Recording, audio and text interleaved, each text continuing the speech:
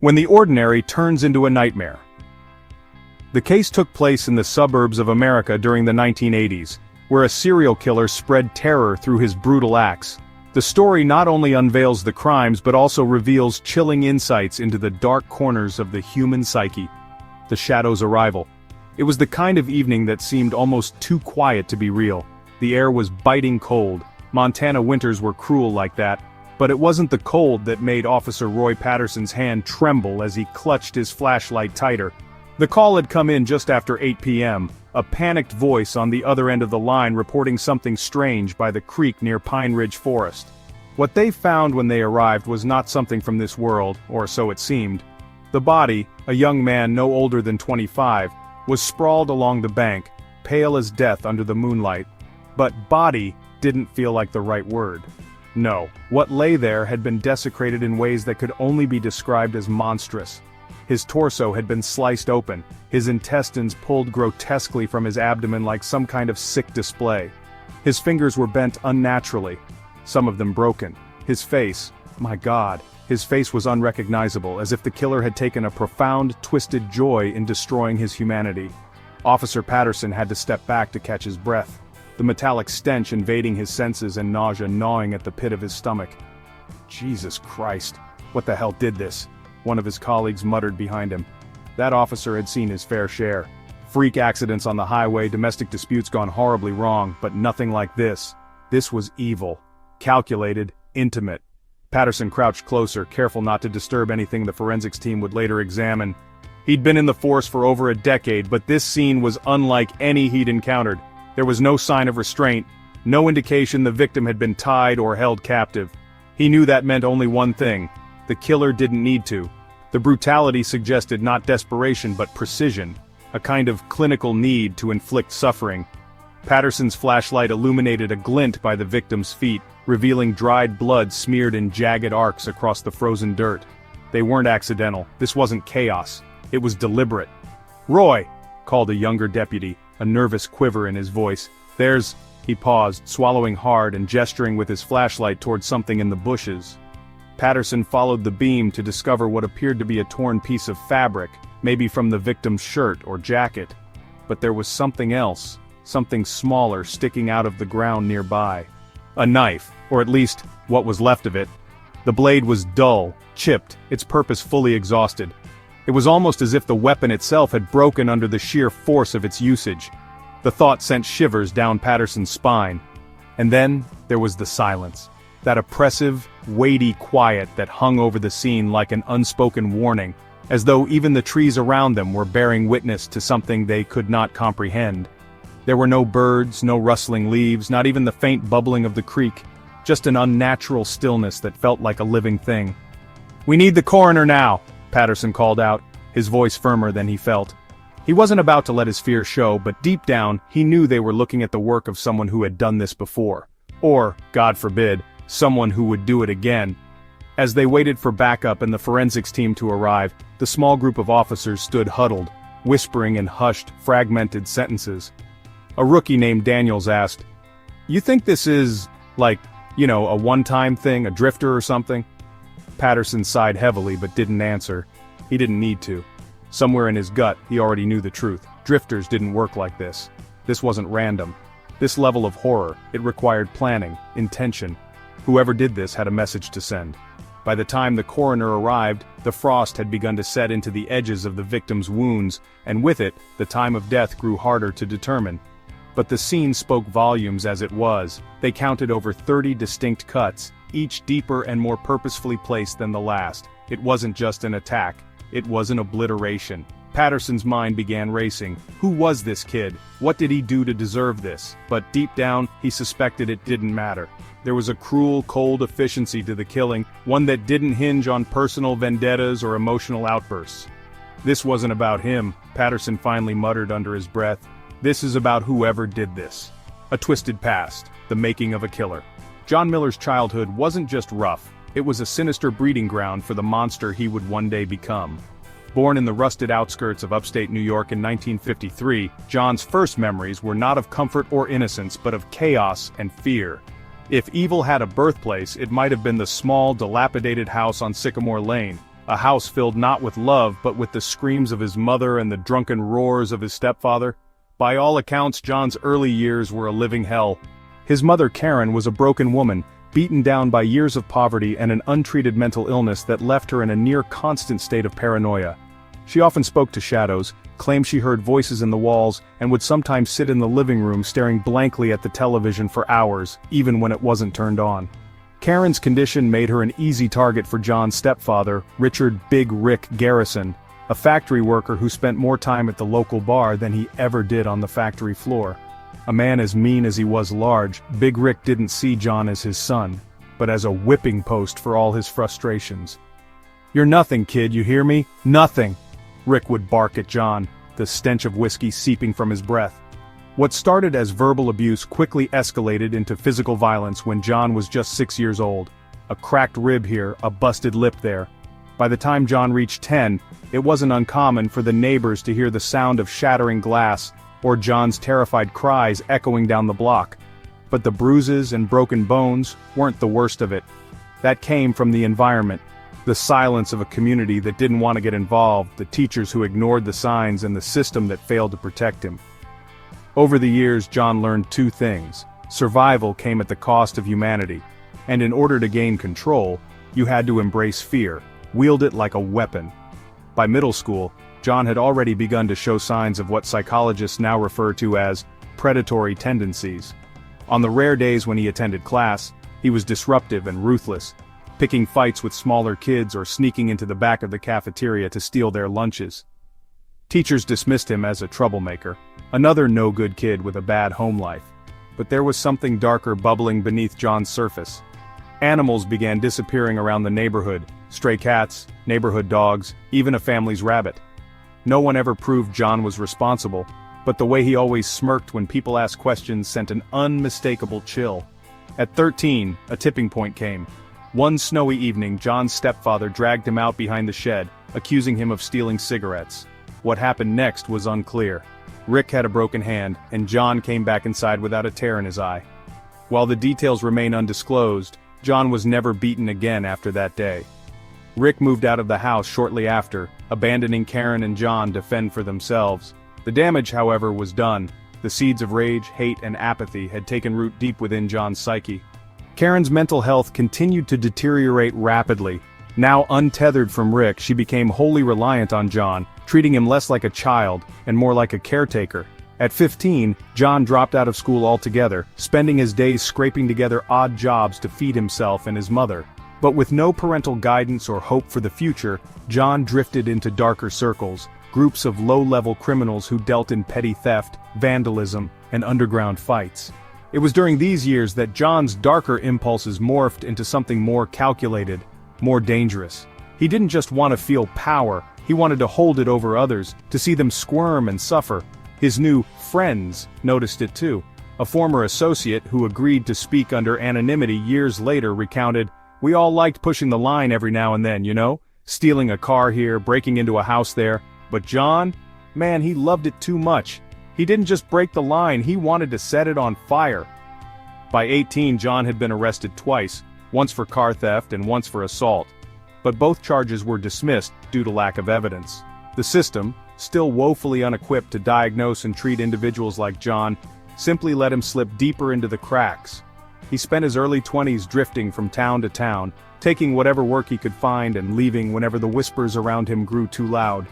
Co-workers and neighbors often described him as off or quiet but intense.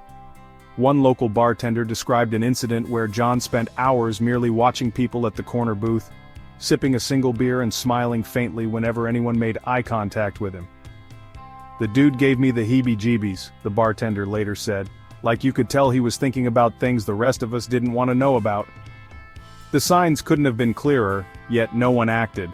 After all, in 1970s America, there was little room to connect dots that spoke of mental illness or compulsive violence, and reporting someone for being creepy was even less likely. At 25, John found himself back in his childhood town, now riddled with failed dreams and the decaying remnants of his family home. His mother had passed away the year before, alone and unnoticed. Perhaps it was this return to the scene of his childhood horrors, or perhaps it was inevitable. But something inside John finally, irreversibly snapped. The years of pent-up rage, the scars from a life of neglect and abuse all funneled into one singular horrifying outlet. In his 30s, John Miller began killing. The first ominous act. It all started in the winter of 1983. The kind of winter where the cold didn't just creep into your bones, it made a home there.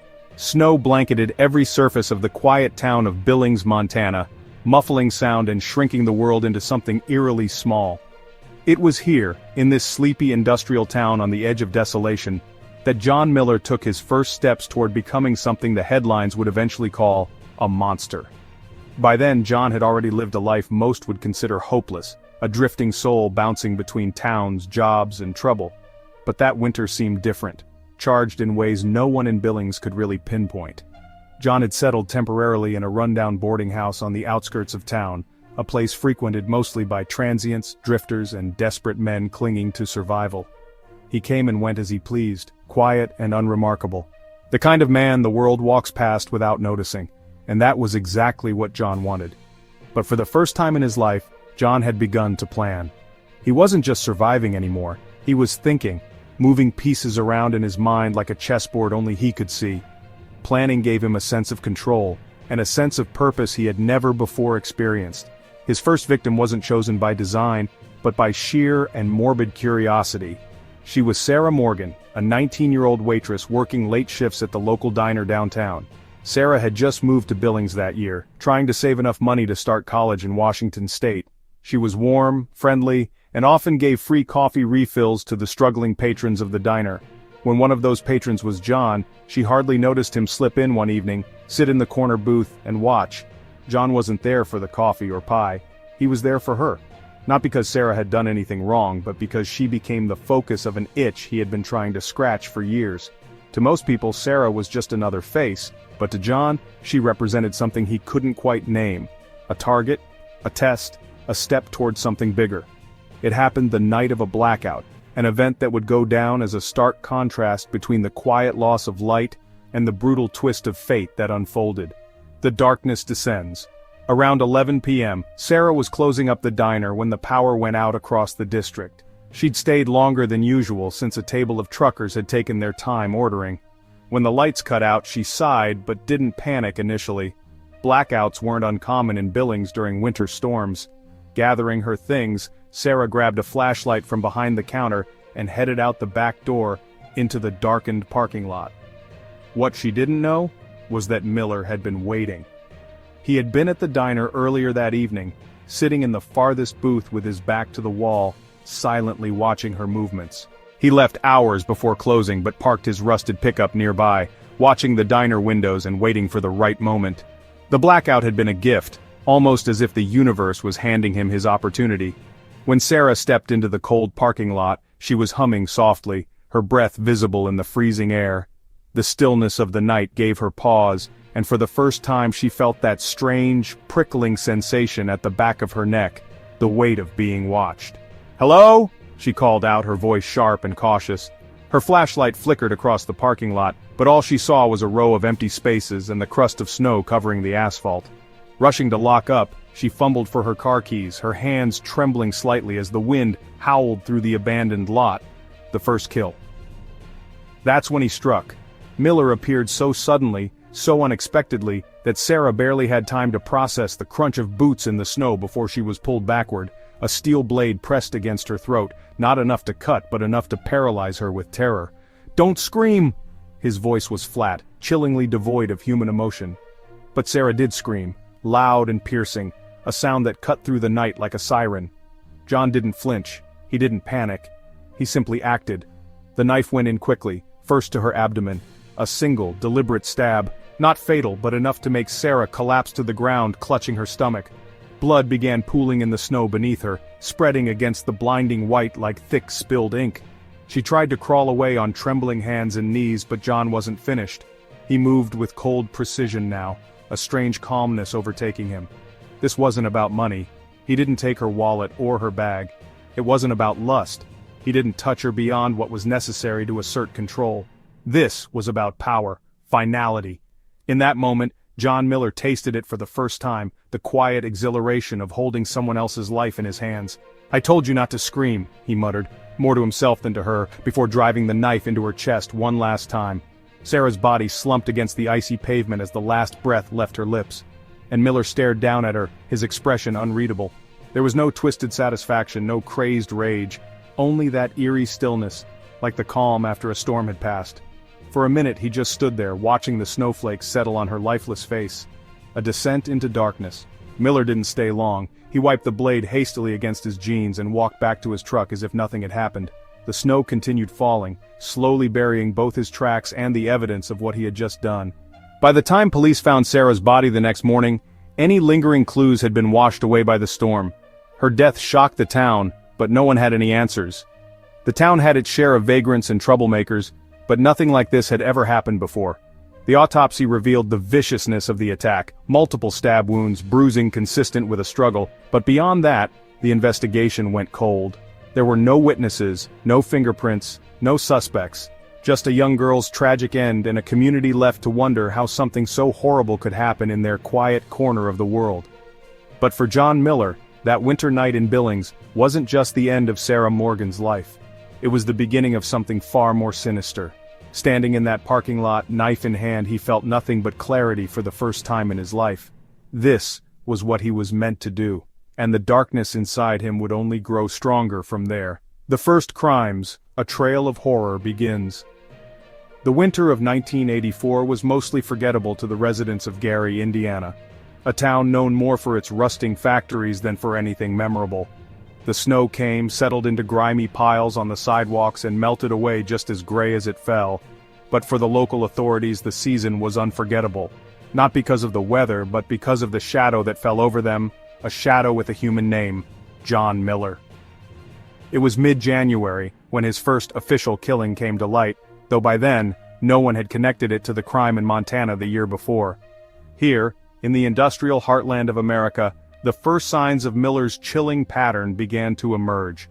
This wasn't a crime of passion, nor was this someone seeking wealth or revenge. These were calculated, brutal acts by a man whose thirst for domination and suffering had no limits. Case 1. The death of a drifter. It was a Wednesday morning when a sanitation worker named Hank Peterson stumbled upon the body. Hank had been collecting trash in the alleyways near downtown Gary, his breath fogging up in the frozen air as he hauled bags of discarded junk into his truck.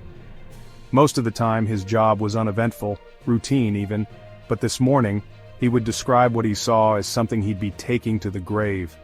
There, between two battered dumpsters, was the twisted, mutilated body of a young man.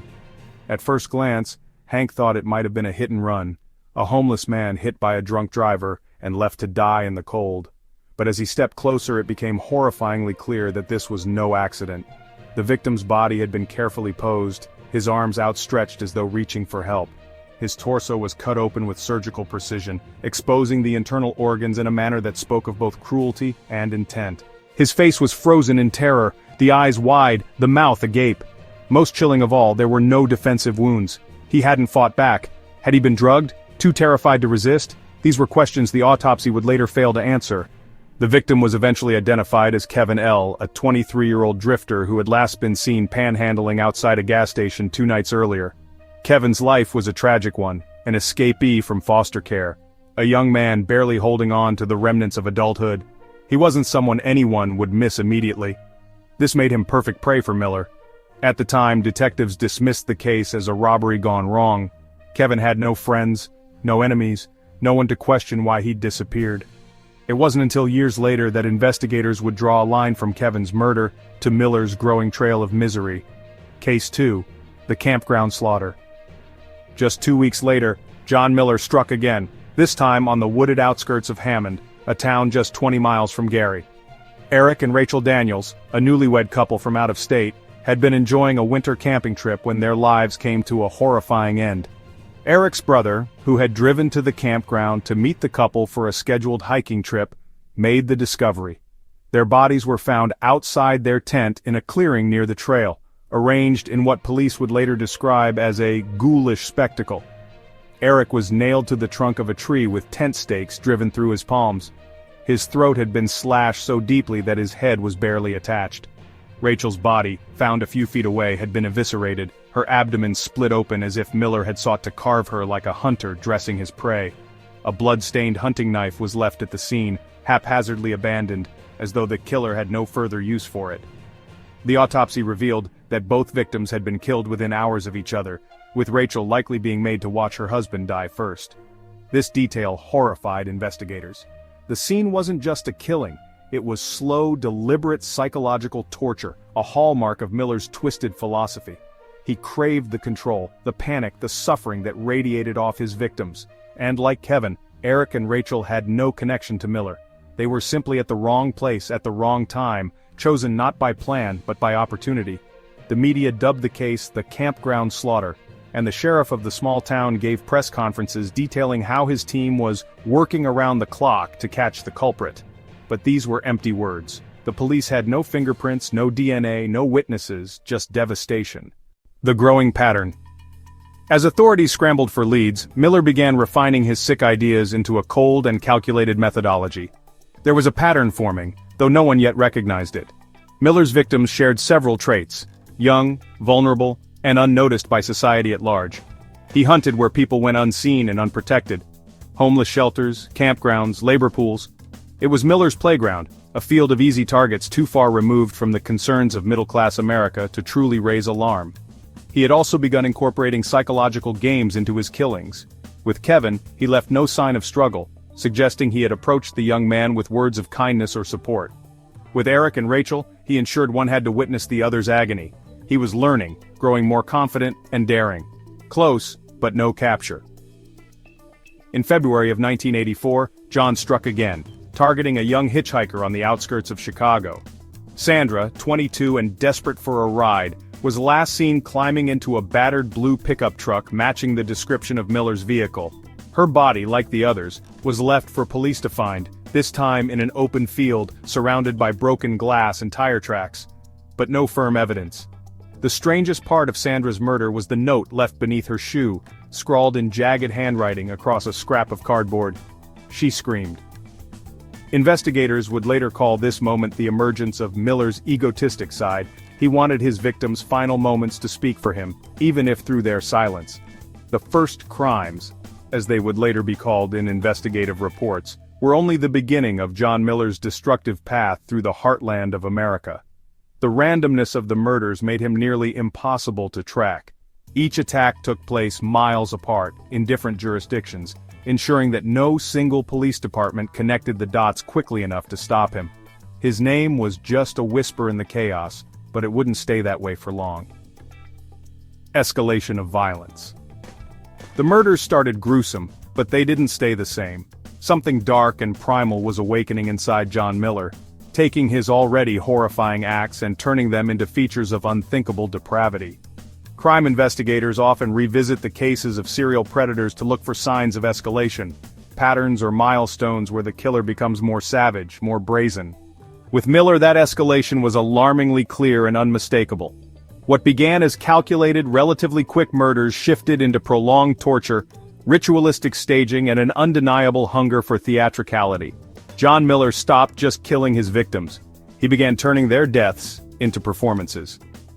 The shift in behavior. For Miller, murder wasn't about need or even rage, it was about power and experimentation. His early killings were brutal, yes, but they were cold and quick.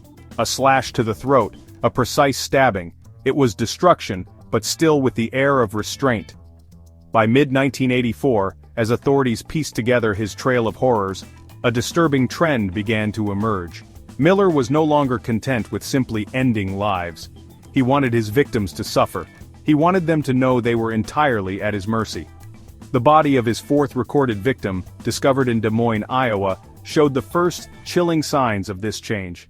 Sarah Clarkson, a 27-year-old shop assistant, had been abducted from a quiet downtown parking lot late one evening. Unlike his earlier victims, Sarah wasn't killed quickly. Her autopsy revealed a prolonged period of suffering, shallow cuts across her arms and legs, burn marks on her torso, and ligature marks around her wrists. She'd been bound, tortured, and kept alive for hours or even days before Miller finally ended her life with a single stab wound to the chest. It was clear that Miller was evolving, learning. He wasn't just a killer anymore, he was actively experimenting with pain, drawing out his victims' suffering as if each murder was a grotesque rehearsal for something even darker. Experimenting with fear. Beyond his physical violence, Miller began toying with the psychological terror of his victims. Survivors and witnesses would later describe harrowing encounters in the days or hours leading up to the murders. In one case, he targeted a gas station attendant in Little Rock, Arkansas. The young woman, later identified as 19-year-old Lisa Morton, was found murdered behind the station, her body posed with arms crossed at her chest, her eyes wide open and staring into nothingness. But what police didn't immediately discover was the tape. Hidden inside Miller's beaten blue pickup truck, forensic investigators found an aging cassette recorder. On it was a chilling audio recording of Lisa's voice, broken and shaky, pleading for her life. In the background, Miller's own voice could be heard calmly questioning her, as if it were an interrogation. "What are you afraid of?" he asked her. "Tell me, what are you most afraid of?" Her answering sobs were barely audible. The tape became critical evidence in confirming his psychological torment of victims. Miller didn't just kill, he wanted to understand fear, not to overcome it but to wield it as a weapon. Ritualization and theatrics. The staging of his victims' bodies also grew more intricate with each killing, as if Miller was perfecting a macabre signature. The campground couple in Hammond, Eric and Rachel Daniels, had been grotesquely displayed at their murder scene, a prelude to a more elaborate pattern seen in later killings. In Kansas City, the body of a young man, Richard Tate, was found propped up against the wall of a condemned building. Deep cuts formed symbols on his chest, jagged, incomprehensible shapes that some experts speculated might be letters, cryptic messages meant to confuse investigators. Around him, Miller had arranged cans of motor oil, flour, and miscellaneous garbage, a bizarre, meaningless scene that only he understood. It was as though his crimes were evolving into puzzles, clues left for himself to savor later, or perhaps daring authorities to try and solve his twisted logic. Then came the red ribbons. Authorities first noticed this detail after a victim in Topeka, Kansas, a 21-year-old waitress, was found strangled, her wrists bound with thin red ribbon, and her face meticulously wiped clean. The ribbons began appearing at crime scenes across multiple states, always tied tightly around a victim's wrists or ankles. As the bodies piled up, profilers speculated this was Miller's way of marking them as his, a final touch of control over their lifeless forms. A killer becomes bold. As Miller's violence escalated, so did his confidence. By late 1984, he wasn't just hiding in the shadows, he was brazenly taunting his victims, and by extension, society at large. Witnesses began recalling chilling encounters in which Miller would hang around bars, diners, truck stops, sometimes even engaging in casual conversation, choosing his words with the confidence of someone who believed he was untouchable. In one particularly bold case, a victim's co-worker recalled seeing Miller at a dive bar in Wichita the night before her friend mysteriously disappeared. He was just there, like he belonged, she later told police. But when he smiled, it wasn't friendly. It looked like he was enjoying a private joke no one else could hear. What scared investigators most wasn't just what Miller was capable of. It was the fact that he appeared to be thriving. The longer he went without capture, the more daring he became, pushing boundaries like a predator testing how far it could prowl into the daylight before being noticed. He began toying with his timeline, shortening the intervals between kills. At first, there were months between his crimes, but by the winter of 1985, he was murdering every few weeks. Escalation, with no end in sight. The escalation wasn't just a sign of Miller's growing cruelty, it was the hallmark of someone who believed he could never be caught. He was constantly adapting, tracking his own sense of satisfaction and daring law enforcement to keep up. He refined his ability to lure victims, sometimes pretending to be a helpful stranger offering rides or assistance, other times observing from a distance until he found the perfect opportunity. He carried a bag of tools in his truck, duct tape, knives, rope, and, disturbingly, a pair of child-sized scissors thought to have been used to inflict small, deliberate cuts on his victims. For authorities, Miller was becoming a waking nightmare, not just for those unlucky enough to cross his path, but for the police department struggling to piece his movements together. Profit wasn't the motive. Passion didn't explain his actions. What Miller was doing defied reason, or perhaps it operated on an entirely different kind of logic, his own grotesque philosophy, built on decades of bottled rage and an insatiable thirst for control. The escalation in his crimes wasn't just a byproduct of his growing confidence, it was the goal. Each murder pushed Miller closer to perfecting the dark art he had created for himself, a combination of cruelty, ritual, and chaos. And authorities were running out of time to stop him. A strange pattern of killing. When the various jurisdictions that had documented John Miller's crimes finally began to communicate, a troubling realization surfaced. There was a meticulous pattern to his madness, one that defied conventional profiling. Killers were often driven by familiar motives: lust, greed, revenge. But Miller's actions couldn't be categorized so easily. His methods and choices weren't just strange, they were deliberate, calculated, almost ritualistic. He was building something with his crimes, a message that only he could read. Miller wasn't like the other serial murderers law enforcement had encountered in the late 20th century. While many killers focused their terror on a specific demographic or setting, single women in urban areas, families in isolated homes, Miller's victims seemed, at first glance, to spread across multiple profiles. But as FBI profilers began to dig deeper, the threads started to connect. Beneath the apparent randomness of his crime spree, the very chaos he thrived on, there was a methodology. The victims, a hidden criteria. Miller's victims all lived on the fringes of society. They were the kind of people the world didn't think about, let alone protect. Teens who had aged out of foster care, waitresses struggling to make rent, drifters who bounced between shelters and panhandling corners, young men who hadn't made it home after their night shifts. Though their circumstances varied, they shared one critical attribute: they were invisible to the world around them. This wasn't insignificant. Miller thrived on the idea that his victims wouldn't be immediately missed. He sought out individuals who were vulnerable, alone, and often desperate. While many killers selected victims as stand-ins for people who had hurt them, a domineering mother, an abusive partner, Miller wasn't seeking revenge against anyone specific. His victims didn't represent people from his past. Instead, they symbolized weakness, something he could exploit without challenge. The age range of his victims was strikingly narrow. Nearly all were between 15 and 25. This discovery perplexed authorities. Investigators theorized that this had something to do with Miller's own traumatic youth. Perhaps he identified with those at this stage of life, or more disturbingly, perhaps he enjoyed tearing down the potential these young individuals still held. For Miller, it wasn't just about ending their lives, it was about unmaking their stories. The approach. Hunter and prey Miller wasn't a reckless predator, nor was he overly cautious. Instead, he was adaptable and frighteningly patient. He spent days, sometimes weeks, studying places where he might harvest his victims. Truck stops on lonely highways, shadowy shelters bustling with the transient population, diners where the late-night shifts had only one server working. He blended into these spaces, silent and unremarkable, masking the predator he truly was. Witness testimonials would eventually reveal just how disarming Miller could be. A vagrant who narrowly avoided death recalled how he had approached him on a freezing night outside a gas station in Omaha, Nebraska, offering a hot coffee and $50 if he helped with some work on his truck. Another waitress in Wichita described him as polite and quiet, with none of the intimidating demeanor she associated with other men who loitered alone late at night. But once Miller had his victims in his grasp, everything changed.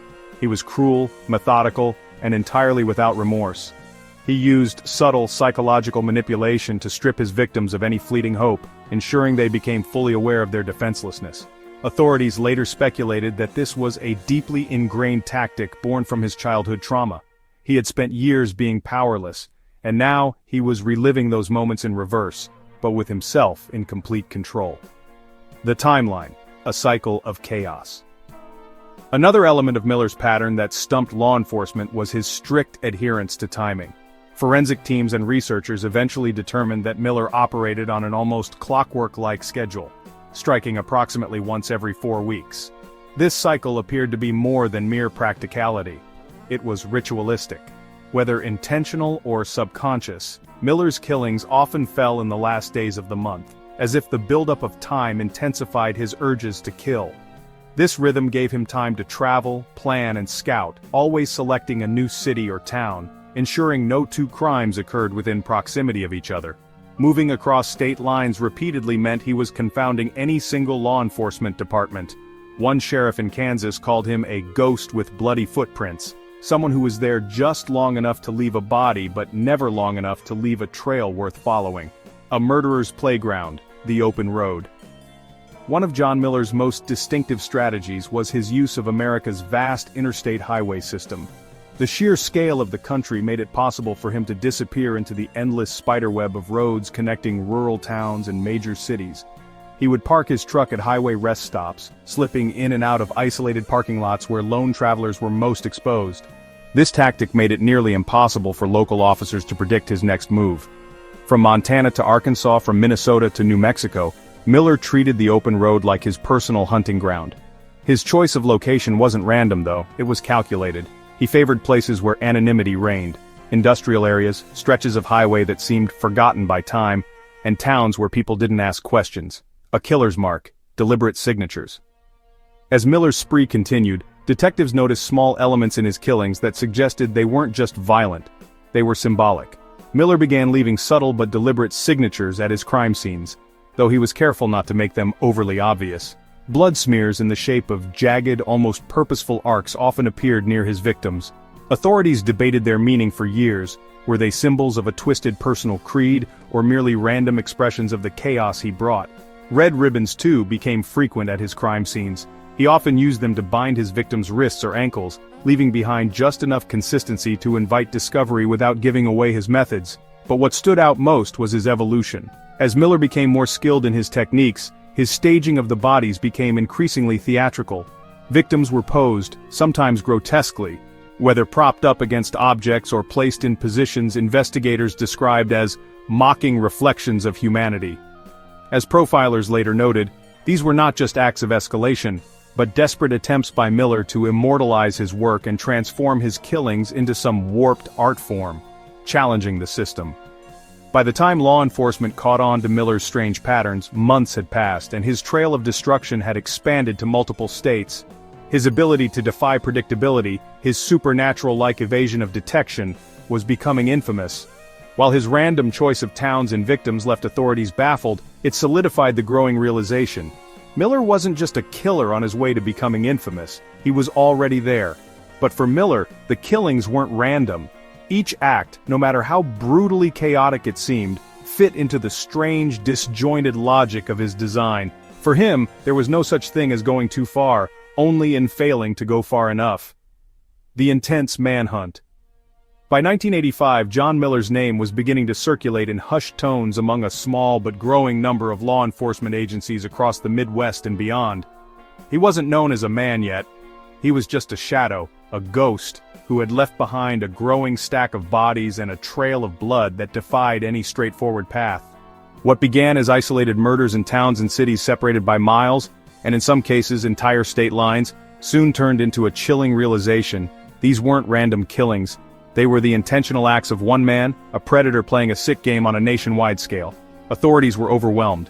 In an era before advanced databases could sync every jurisdiction's records in real time, the idea of tracking Miller, who moved seamlessly between small towns and major highways, felt almost impossible.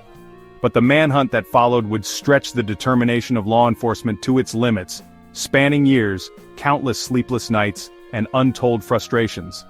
It was, in many ways, a race against time. The investigation becomes national.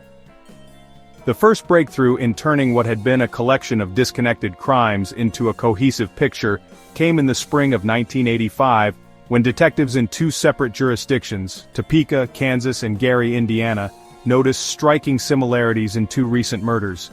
Both victims had been strangled with handmade red bindings, their wrists and ankles tied tightly in ways that mirrored each other. Both crime scenes, too, had been eerily devoid of personal evidence left behind. No stray hairs, no usable fingerprints, no signs of a struggle. An FBI field office in Chicago was contacted, and the Behavioral Science Unit, the precursor to what we now know as modern criminal profiling, began reviewing the details. It didn't take the profilers long to connect these two cases to others across several states. Blood smears, specific knife wounds, signs of psychological torment, the framework of a killer's modus operandi was emerging. The realization was chilling. They were not dealing with isolated incidents. They were dealing with a serial killer unlike many before him. The FBI began coordinating with local police departments where similar murder patterns had emerged. The situation became more urgent when it was calculated that Miller was striking on average every 4 weeks. His timeline was obsessively regular, enough so that the FBI believed he wasn't just killing when it was convenient, but when something inside him demanded it.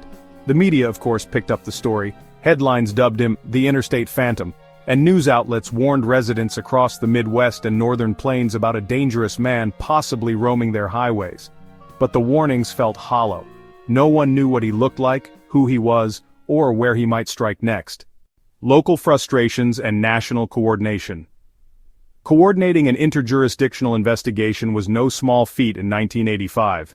Each department had its own concerns, resources, and egos. Some officers resented the FBI for swooping in and taking over what they saw as local cases. Others didn't believe their murder victims could be connected to a larger story. They saw these killings as isolated acts of violence brought on by the chaos of desperate times. In Billings, Montana, where Miller's true spree had begun, detectives were the first to cooperate fully with the FBI. Their early failure to solve the grisly murder of Sarah Morgan in 1983 haunted them, and they welcomed the help. Other jurisdictions, however, resisted. Without clear evidence they were dealing with the same killer, they feared sinking already limited resources into chasing a phantom.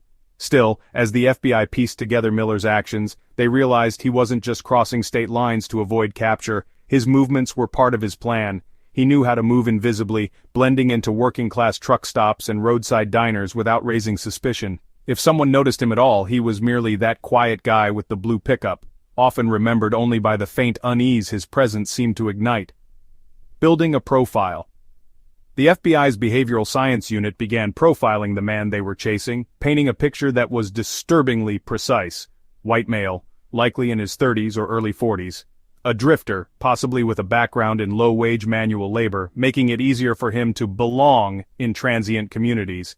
Deeply intelligent despite a probable lack of formal education. His crimes showed planning, cunning, and an ability to manipulate his victims mentally before killing them. A history of abuse or neglect with signs of sociopathy rooted in his childhood trauma. Most chilling of all was how little he seemed to care about whether his victims were found. Many serial killers went to great lengths to hide bodies, burning, burying, or otherwise disposing of any evidence. Miller often left his victims posed intentionally in plain sight, sometimes within days of their death, as if daring the world to see what he had done. The profile was released internally to law enforcement, and the manhunt intensified. Agents combed truck stops, rest areas, and cheap motels across the Midwest where Miller might have been seen. Patrol vehicles cruised the interstates late into the night, scanning the dimly lit parking lots of truck stops in hopes of catching a glimpse of the man they now believed was responsible for over 10 murders. A narrow escape in Denver. The turning point came in Denver in late 1985, when a young woman named Rebecca, a waitress in her early 20s working a double shift at a rundown diner, became the first known person to survive meeting John Miller. She had noticed the man who sat in the corner booth that night, nursing a single coffee for hours.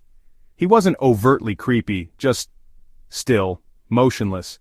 She joked about it to her colleague, calling him the statue guy. When her shift ended around 2 a.m., she walked to her car in the nearly empty parking lot. That's when Miller struck.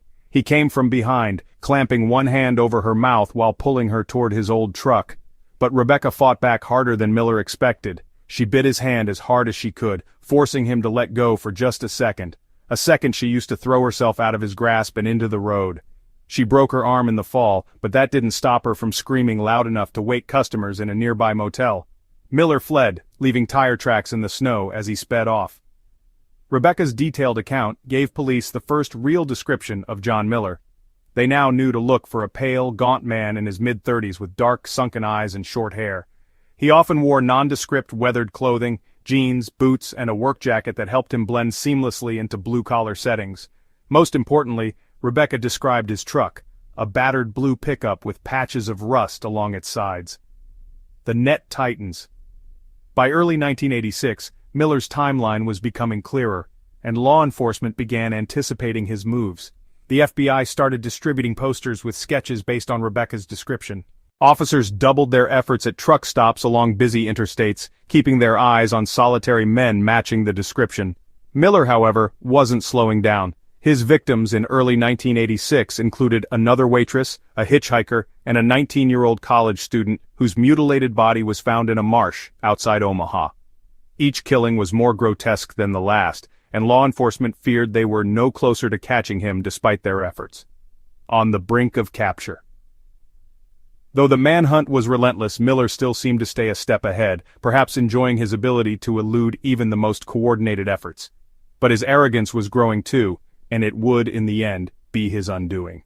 By spring 1986, investigators in Idaho would finally get their break, the moment where Miller's pattern, his arrogance, and years of hard police work would collide. But for now, he was still out there, a ghost haunting the roads of America. Law enforcement had never faced anything quite like him, and they feared what he might yet be capable of. A surviving witness. In most cases, John Miller left no one alive. His victims were silenced permanently, either too paralyzed by fear to resist, or too overpowered by his calculated strength and brutal precision. But every predator has its flaws. For Miller, the mistake came in Denver, Colorado in late 1985.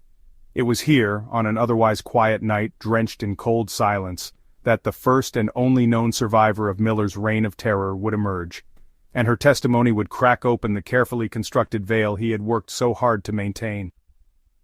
An ordinary night turns deadly. Rebecca Hayes didn't think the shift would be anything special. A slender, sharp-witted woman in her early 20s, she worked as a waitress at a tired, poorly lit diner on the outskirts of Denver, the kind of place where the coffee was cheap, the lights flickered occasionally, and the regulars showed up more out of habit than hunger. Rebecca had grown used to quiet shifts punctuated only by the distant hum of cars on the nearby interstate. That particular night the diner was almost empty. A snowstorm had been sweeping through Colorado, leaving the roads treacherously slick and discouraging all but the most desperate travelers from venturing out. Rebecca spent most of her shift wiping the already clean counter and staring out at the deserted parking lot. And then he walked in. Miller didn't stand out at first. He rarely did. He was wearing the same thing he always wore, faded jeans, scuffed work boots, and an old brown jacket that looked like it had seen more winters than its owner cared to remember. He walked in with a deliberate yet unhurried pace, as though he had all the time in the world. Rebecca later described him as quiet, almost unnervingly so, with dark, sunken eyes that seemed to absorb more than they revealed. He slid into the corner booth, far from the other sparse customers, and ordered a black coffee. For hours he nursed that one cup, his gaze wandering from the windows to the few other patrons before settling occasionally on Rebecca. She noticed, of course, but dismissed it. She told herself it wasn't unusual. Working late-night shifts at a diner meant dealing with all kinds of strange loners, and Miller didn't seem outwardly threatening, just off. "I thought he was one of those drifters you get sometimes," she said later in an interview. "The kind who stare too much but never say much. I joked about him with a coworker, called him the statue guy because he barely moved." What Rebecca didn't know was that John Miller was already watching her with far more intensity than she realized. For hours he sat motionless in that booth, studying her every move, tracking the rhythm of her routine, waiting for the right moment, the attack. Rebecca's shift ended around 2 a.m. By then she was practically the only one left in the diner except for a cook cleaning up in the back. She bundled up in her coat and scarf, grabbed her handbag, and stepped out into the icy parking lot. Snow crunched beneath her boots as she made her way to her tiny, beat-up car, parked under the faint glow of a flickering streetlight. She was tired, her mind already drifting to thoughts of hot tea and sleep. That's when he struck. It happened so fast Rebecca barely had time to register the crunch of footsteps behind her before a hand clamped over her mouth. She felt cold steel press against her ribs, the unmistakable edge of a knife. Miller's other arm locked around her waist, dragging her backward toward his truck, which was parked in the corner of the lot, cloaked in shadows. Her muffled screams were swallowed by the biting wind, but Rebecca didn't freeze. Where most of Miller's victims succumbed to fear or shock, she fought. With every ounce of strength she had, she flailed and kicked, throwing her body into unpredictable, frantic movements. "I didn't think," she said later. "I just acted. It was like my brain shut off and my body went on autopilot." Her wild resistance caught Miller off guard. He tightened his grip, trying to drag her closer to the truck, but Rebecca twisted sharply and sank her teeth into the hand covering her mouth. Hard enough to draw blood. Miller hissed in pain and loosened his grip for just a second that saved her life. Rebecca threw herself forward, away from his grasp, and landed hard on the icy pavement. She heard something crack, her left arm, later confirmed as broken from the fall, but adrenaline dwarfed the pain. As she scrambled toward the center of the lot, she screamed loud and long, her voice ripping through the quiet night. The sound carried, bouncing off the walls of the nearby buildings, rousing motel residents from their sleep. Shouting erupted from a second-floor balcony as someone leaned out to see what was happening. Startled, Miller knew the risk had escalated. He glanced down at Rebecca, writhing but alive on the pavement, then back at the truck. Without another word he turned and fled, leaving tire tracks in the fresh snow as he sped away. A break in the case. When police arrived shortly after, Rebecca was still shivering, clutching her broken arm but alive. She was rushed to the hospital where detectives interviewed her as soon as she was stable. They were desperate for any detail she could recall about her attacker, and Rebecca remembered plenty. He was pale, really pale, she told them, gaunt-looking, like he hadn't slept or eaten in days. His eyes, they were dark, empty, like he was watching you but not really seeing you. And his truck, it was old, beat-up blue, rust all along the sides. For the first time, law enforcement had a description. Before Rebecca's account, Miller had been nothing but a phantom, a specter who appeared, killed, and vanished without a trace. Now they had something tangible. A pale man in his 30s with dark eyes and short, unkempt hair. A battered blue truck, its rusted panels marking it like scars. These details, along with Rebecca's story, were enough to spread through police networks and alert patrols across the Midwest. More than that, Rebecca gave them a psychological insight into Miller.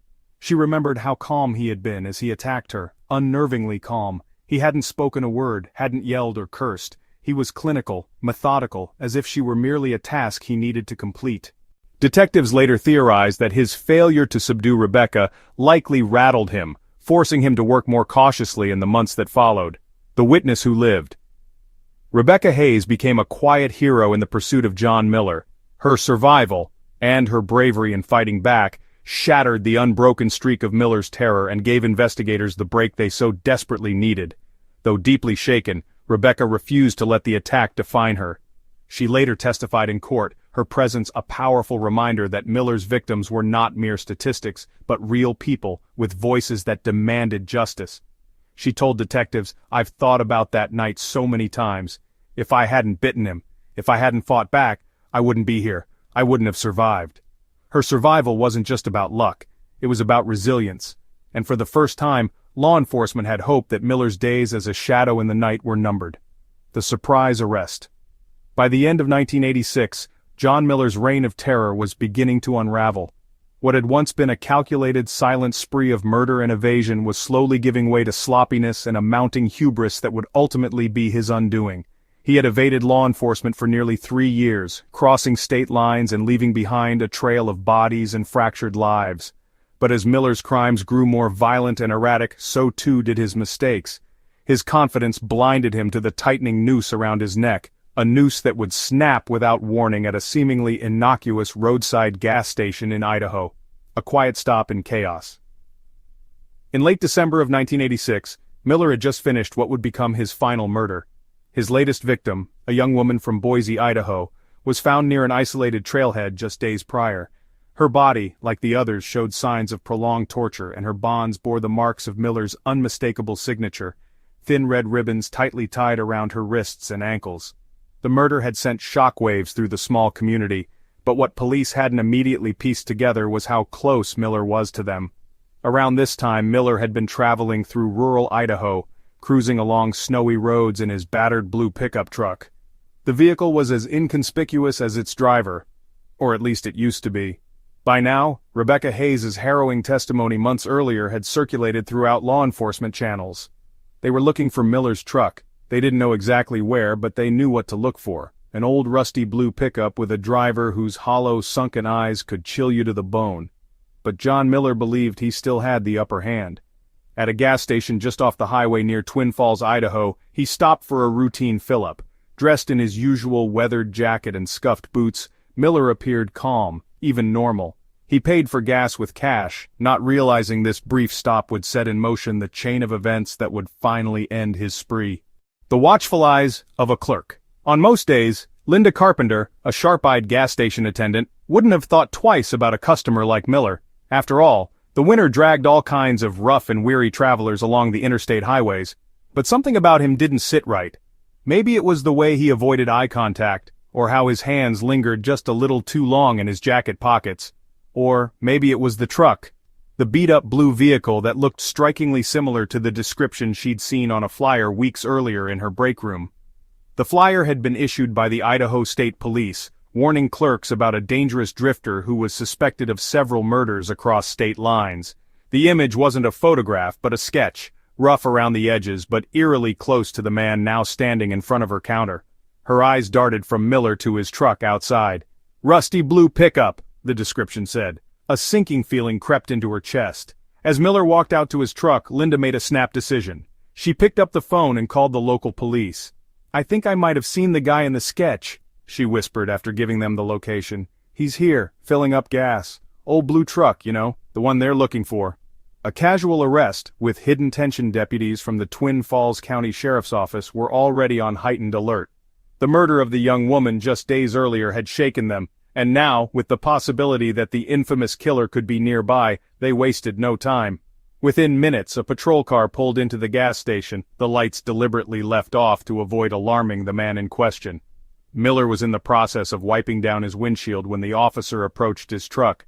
The deputy, a seasoned lawman named Jack Porter, played it cool, his hand resting lightly on his holstered sidearm. "Afternoon, sir," he said casually, his voice steady despite the adrenaline roaring in his ears. "Mind if I ask you a few questions?" Miller didn't flinch. His face was as emotionless as ever.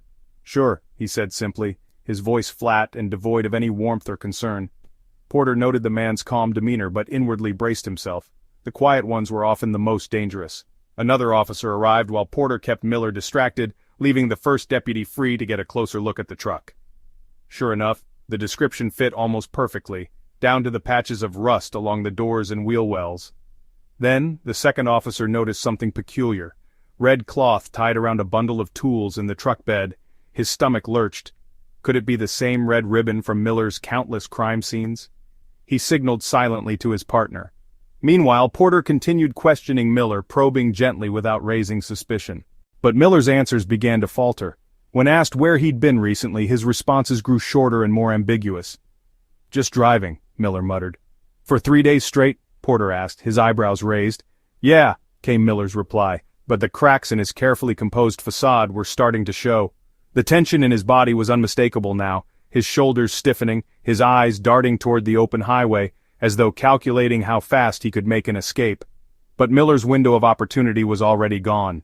With the second officer's confirmation of suspicious evidence, Porter nodded to his partner. In one swift motion, Miller found himself surrounded by guns drawn, his hands pulled behind his back as he was forcibly cuffed. More than they ever expected. Once Miller was in custody, the deputies began combing through his truck. What they found would send shockwaves through the investigative team. Inside, they discovered a trove of implicating items: bloody knives, duct tape, rope, and rolls of the infamous red ribbon. There was also a worn, leather-bound notebook containing cryptic entries, scratches of dates, place names, and cryptic notes like "she was weak" and "the last one screamed." They would later learn these were details of Miller's murders. The most significant discovery, however, was a small folded-up photograph of his latest victim. It had been tucked under the passenger seat, showing the face of the Boise woman he had murdered just days earlier. Initially, Miller remained stoic during questioning, leaning into long, haunting silences. But as pieces of the puzzle came together, his demeanor started to crack. He realized the evidence against him was overwhelming. Less than 24 hours after his arrest, Miller made an unexpected move. He confessed, calmly, methodically, almost proudly. "I've been doing this for years," Miller admitted. "You've got no idea how many of them just went quiet." The moment that ended it all. The arrest of John Miller wasn't just the result of luck. It was the culmination of years of frustrations, false leads, and relentless determination by law enforcement.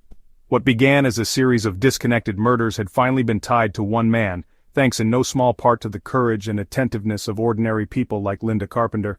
For many, Miller's capture was both a relief and a horror.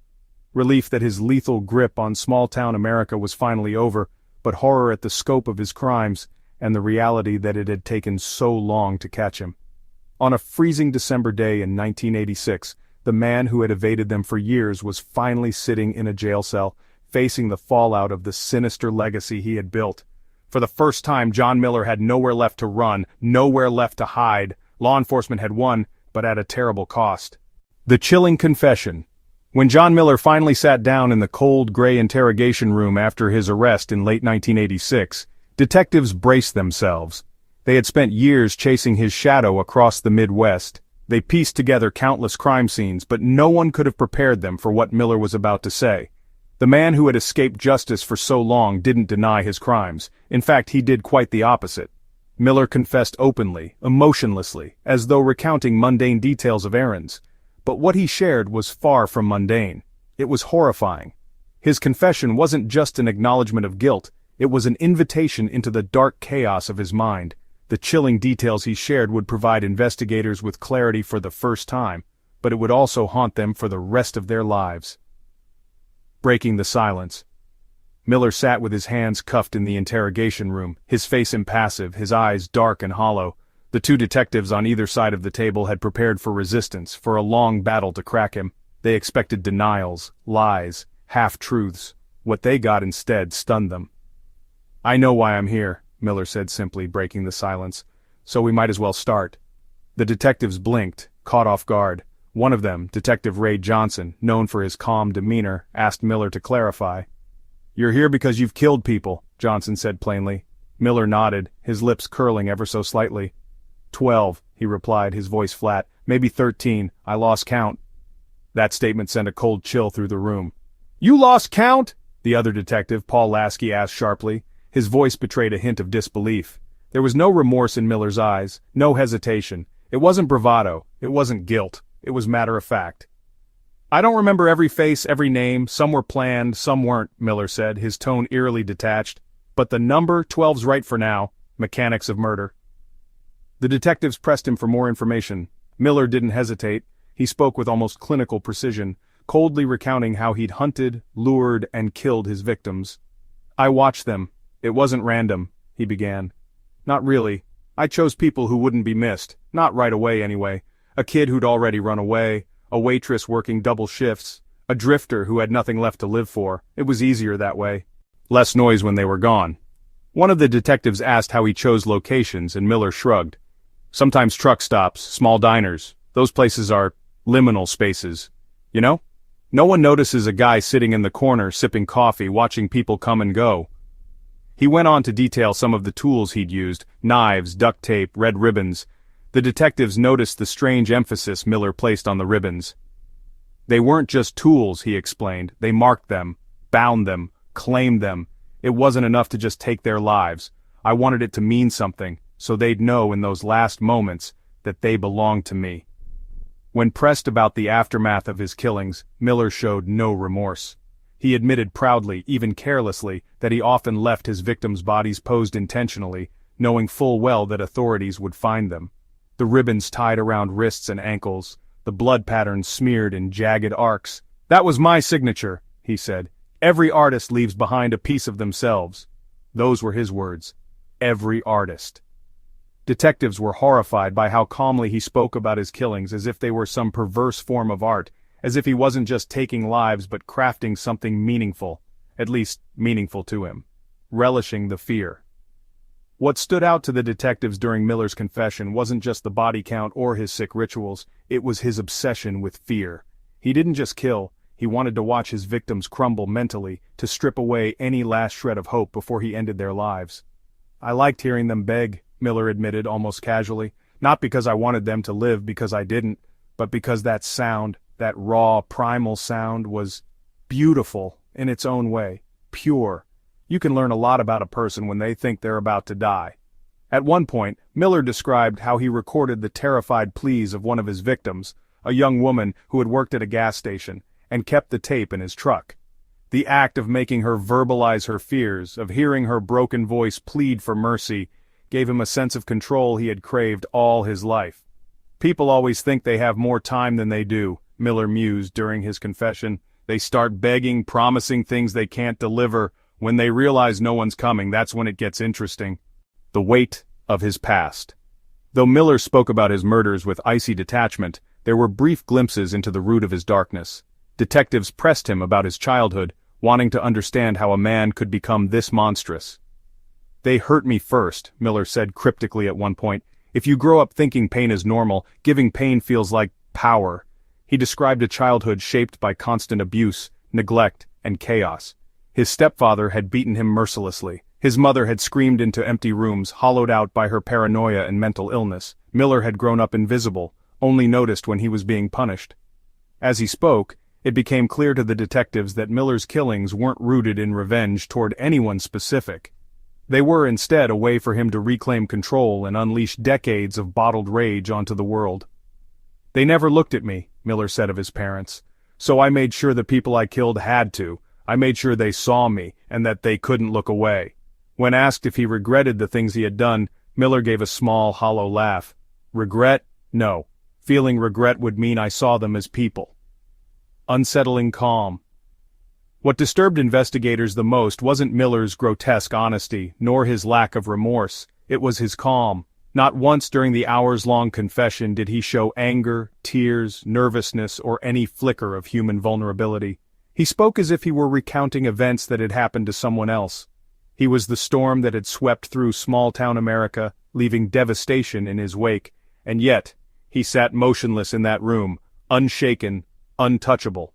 By the time Miller finished speaking, the detectives were drained. They had spent years piecing together his trail, but hearing him admit to it all so matter-of-factly, and even bask in his role as a predator, was unlike anything they had experienced in their careers. The legacy of the confession. Miller's confession gave law enforcement the evidence and insight they needed to close dozens of unsolved cases across the Midwest. It was a defining moment in one of America's darkest manhunts. Yet the details he provided, the numbers, the faces, the chilling precision, left scars on those who listened. For the public, the enormity of his crimes was incomprehensible. For the families of his victims, his cold indifference only deepened their grief. Miller's words would go down in history as a terrifying window into the mind of a killer who felt no guilt, no fear, and no boundaries. His confession wasn't just a recounting of his crimes, it was a confession to a broken system that had allowed him to slip through the cracks, a confession to a life devoid of empathy, and a confession to the nightmare he had created, one body at a time. "I don't regret it," Miller said as they ended the final interview. "If I had more time, there would have been more of them. You stopped me, but not before I did what I was meant to do." The verdict and execution. The trial of John Miller was one of the most harrowing and widely publicized criminal cases of the 1980s. By the time he was arrested in late 1986, public outrage over his crimes had reached a fever pitch. Communities across the Midwest demanded justice for the brutal murders that had terrorized small towns and left countless families shattered. In 1987, after months of meticulous preparation by prosecutors and defense attorneys alike, Miller was brought before a court to face his reckoning. But even as the trial unfolded, it became clear that this was no ordinary case. Every aspect, from the enormity of Miller's crimes to his chillingly calm demeanor, was a horrifying reminder of the darkness humans are capable of. The courtroom proceedings didn't just unveil evidence, they peeled back the layers of a sadistic mind that had left a trail of tragedy in its wake. The trial begins. John Miller was charged with 12 counts of first-degree murder, though prosecutors strongly believed the true number of his victims was higher. The charges spanned multiple states, but the trial took place in Boise, Idaho, where his most recent and identifiable killing had occurred. Idaho's prosecutors fought hard to secure the trial locally, knowing the community had been deeply shaken by the discovery of Miller's final victim near a remote trailhead. For the families involved, it was about more than law. It was about giving the victims a voice. Miller pled not guilty. It was a strategic move, one meant to delay the inevitable and force prosecutors to lay bare their case in excruciating detail. His defense attorneys, appointed by the state, sought to present him as a mentally ill man incapable of fully understanding the scope of his actions. Their argument was clear. Miller's traumatic childhood and lifelong psychological instability had created a ticking time bomb of violence. They painted him as an increasingly unhinged individual who was more pitiful than malicious, a man controlled by mental illness rather than by the calculated ruthlessness his crimes suggested. The prosecution, however, told a far different story. Bolstered by Miller's extensive confession and the damning evidence recovered from his pickup truck, they built a narrative of a meticulous killer who thrived on cruelty and control. Prosecutors pointed to the notebooks detailing his crimes, the infamous red ribbons that had become his signature, and testimony from surviving witness Rebecca Hayes as proof that Miller knew exactly what he was doing. "He was not out of control," said lead prosecutor Margaret Stern during opening statements. "He was in complete control. This man built his life around murder, and every decision he made brought him closer to his next victim." The testimonies. Perhaps the most emotional moments of the trial came from the testimonies of the victims' families. Mothers, fathers, siblings, and former friends took the stand to share stories of loved ones taken too soon. Many broke down as they described lives full of hope and potential cut brutally short. Their voices cracked under the weight of their pain, filling the courtroom with the raw grief that had followed Miller's crimes. Rebecca Hayes, the lone survivor of Miller's attacks, gave a testimony so powerful it left jurors visibly shaken. She recounted in vivid detail the chilling moments when Miller had tried to drag her into his truck, her desperate fight for survival, and the terrifying emptiness in his eyes. Her bravery not only solidified Miller's guilt, but reminded everyone in the courtroom just how terrifyingly close he had come to adding another name to his list of victims. Psychologists brought in by the defense attempted to paint Miller as mentally unfit to stand trial. He had been diagnosed with antisocial personality disorder and showed prominent signs of narcissism and sociopathy. They argued that his traumatic upbringing had robbed him of basic empathy and morality, rendering him a victim of his environment. But prosecutors countered with evidence of his methodical approach to murder. Miller meticulously studied his victims, scouted locations, and deliberately left evidence that he knew would taunt both the families of his victims and law enforcement. This wasn't an impulsive, unhinged man, they argued. It was a predator driven by control and power. "This was a man who kept trophies of his crimes," said Stern. "This wasn't someone crying out for help. This was someone indulging in the suffering of others." Miller's behavior in court. John Miller himself was an unnerving presence throughout the trial. He rarely spoke, choosing instead to stare blankly ahead or occasionally at the witnesses. Reporters described him as almost robotic, his complete lack of emotion more chilling than any outburst might have been. However, his silence didn't last forever. During one particularly heated exchange, as prosecutors detailed the gruesome stages of his murders, Miller smiled faintly, an expression so out of place that gasps rippled across the courtroom. It was a reminder, as if anyone needed one, that the man sitting before them bore no remorse for his actions. When asked if he wished to address the court, Miller stood and said only one thing: "I did what I had to do, you won't understand." Those words cemented his reputation as one of America's most terrifying killers. The verdict. The trial lasted nearly 3 months, with every grueling detail of Miller's crimes laid bare for the jury and the public to see. In the end, it took the jury less than 6 hours to reach a unanimous verdict: guilty on all charges. The courtroom erupted in a mixture of sobs and relieved applause as the families of the victims embraced one another. Sentencing was swift. The judge, visibly shaken by the brutality of the evidence presented, sentenced John Miller to death by lethal injection. In his closing remarks, he addressed Miller directly. "Your actions were not those of a man suffering from uncontrollable madness. They were the choices of a man who reveled in suffering, who hunted the weak and powerless, and who sought to impose his darkness on the world. For your crimes, for the lives you've destroyed, there can be no other penalty." Death Row Miller's time on death row was marked by his apparent indifference to his fate. While most prisoners awaiting execution sought appeals, clemency, or some glimpse of hope, Miller did none of these. He rarely spoke to his legal team, refused interviews with journalists, and spent his final years in the same unsettling silence he had displayed in court. Other inmates described him as cold and soulless, a man who seemed utterly unbothered by the inevitability of his death. In 1990, after a relatively short 3 years on death row, John Miller was executed by lethal injection at Idaho State Correctional Institution.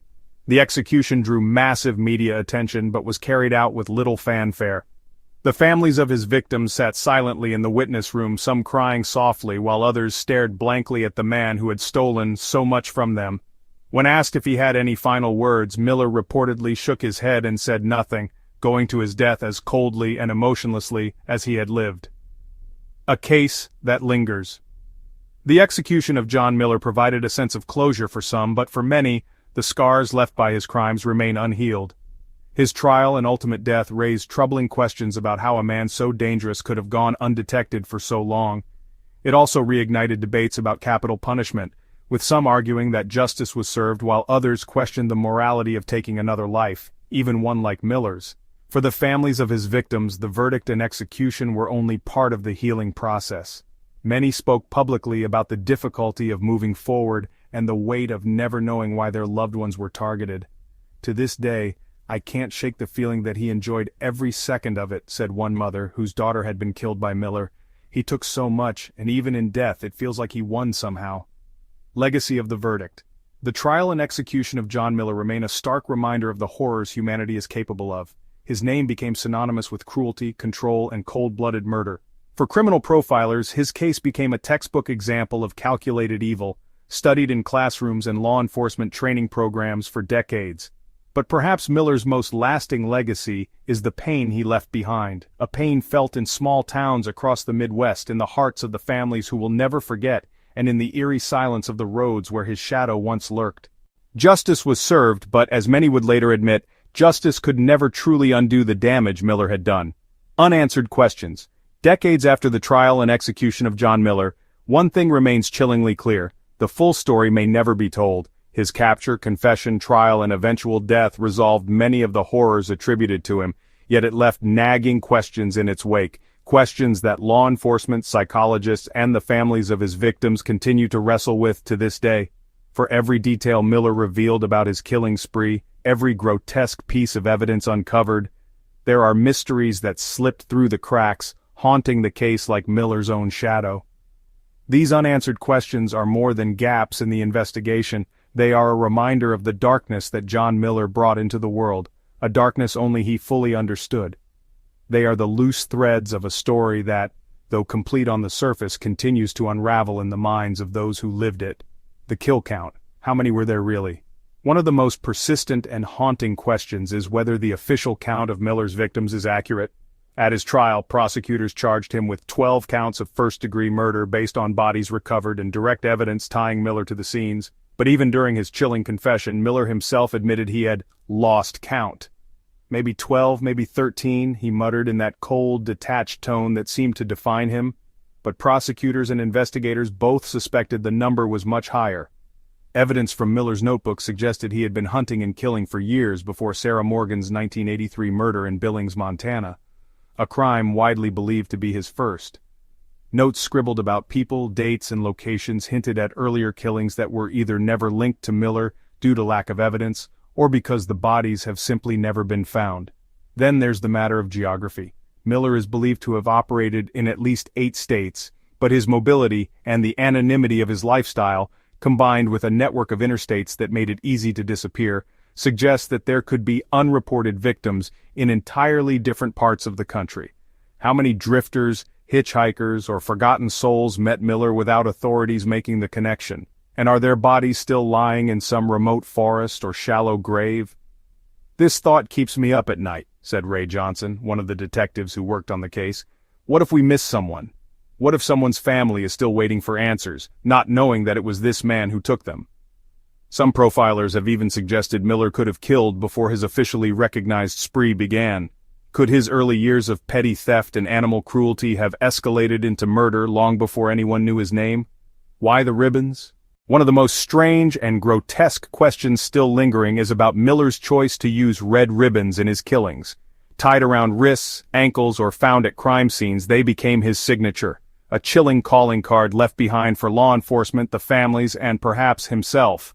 Miller readily admitted the ribbons were significant to him during his confession, calling them a way to claim his victims and mark them as his. But what inspired this ritual?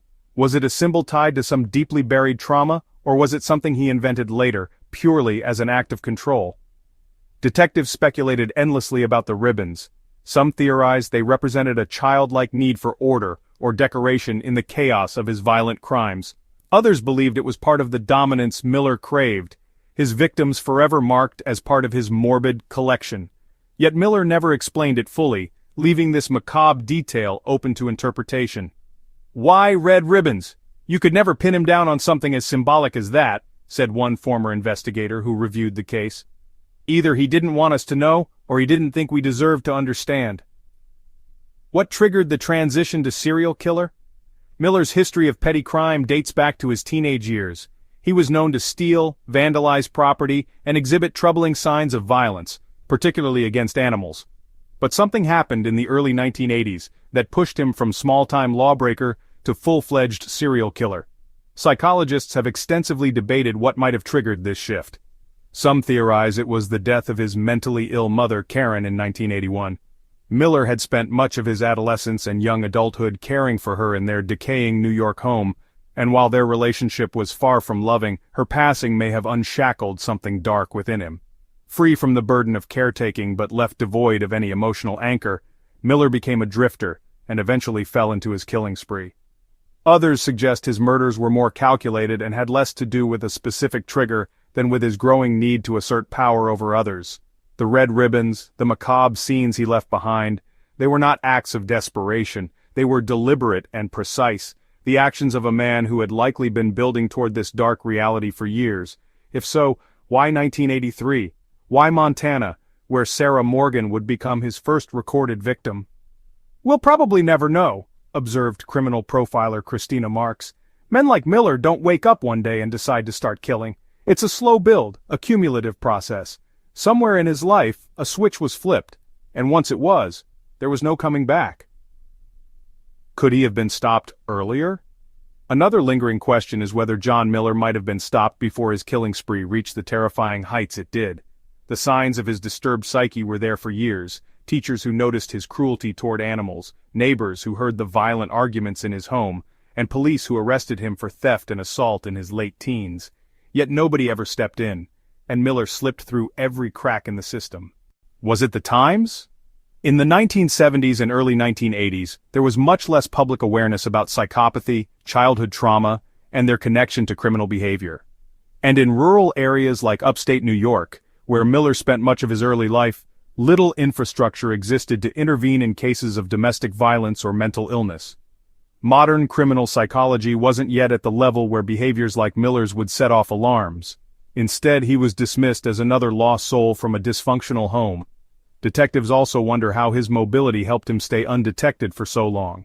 With his pickup truck able to take him wherever he wanted, Miller exploited jurisdictional boundaries that prevented police in one state from knowing about cases in another.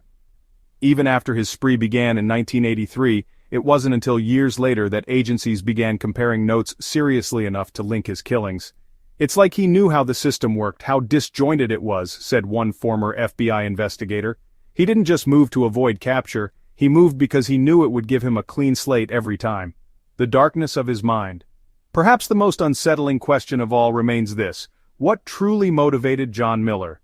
The chilling calmness with which he described his crimes, the eerie satisfaction he took from his victims' fear, it all points to a man who felt a profound emptiness, one he sought to fill with violence and domination.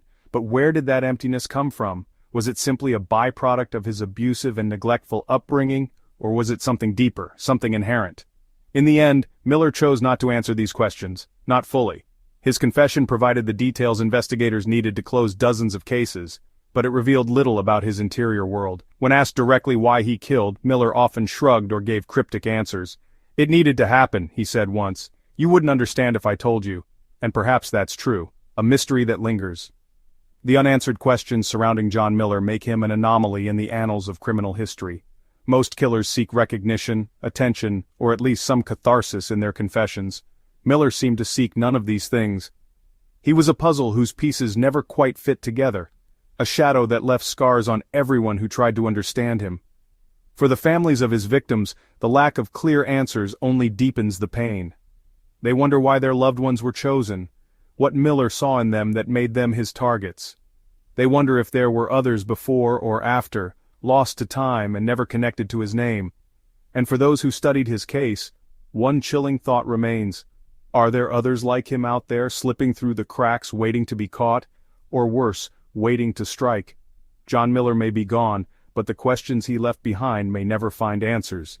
And that, perhaps, is the darkest legacy of all. Conclusion: the story of John Miller is a stark warning about the fragile boundary between humanity and psychological darkness. It underscores the importance of identifying early signs of disturbance to prevent future tragedies.